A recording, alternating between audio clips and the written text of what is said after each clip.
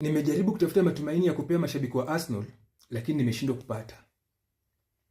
The biggest undoing ya Arsenal katika title race huwa ni Mikel Arteta. Sometimes I wonder, huyu jamaa huwa ni secret agent wa Pep Guardiola ama like, huwezi niambia tumekuwa tukishinda game katika yani every part of the season, every part yani every month, kila siku, kila mwezi, lakini kuget the game katika bed na kuget the points katika bed na league katika bed na katika ligi rahisi sana, Arteta ushindwa.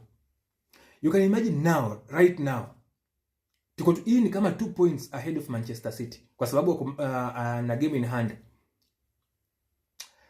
You cannot expect Pep Guardiola to lose any match katika 12 matches ambazo zimebakia.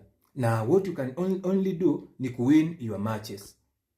So what expects what awaits Arsenal sasa hivi ni kuwin 11 out of 11 matches. Unless they win 11 out of 11 matches, winning the title, unless Pep Guardiola aanze ku drop points anyhowly. Lakini Pep Guardiola akiwin game moja tu after hii yenye Arsenal imedrop nayo points ya game in hand, that's over. Ndio wanaweza sema Arsenal wanakwenda kule Etihad, wanaweza enda huko wapige Pep Guardiola kwa sababu Arsenal imekuwa siku za hivi karibuni kilemea Manchester City. But then Arteta ako ready kuweza kufanya hivyo. Angalia ile midfield ya Arsenal, how pathetic it is.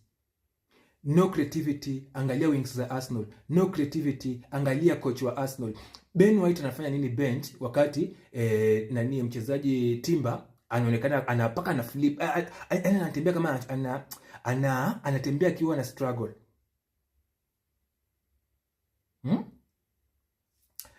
Angalia mchezaji kama Gyökeres. Arsenal wakitoa Gyökeres kwa game yoyote, Arsenal wakitoa Gyökeres waingize mchezaji kama Gabriel Jesus, watu na struggle sana, watu tunapata pressure mingi sana. Wachezaji sijui wanatokanga wapi wanakuja kuvamia box ya Arsenal. No creativity. Arsenal iko na target man. The target man ana struggle kupata point chance moja.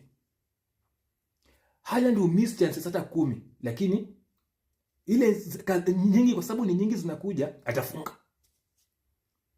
Let me tell you for free. Matumaini hayapo. That's very true. Matumaini hayapo. Sahi ni Mungu tu na Arsenal. Kwa sababu hata Arteta mwenyewe hayupo.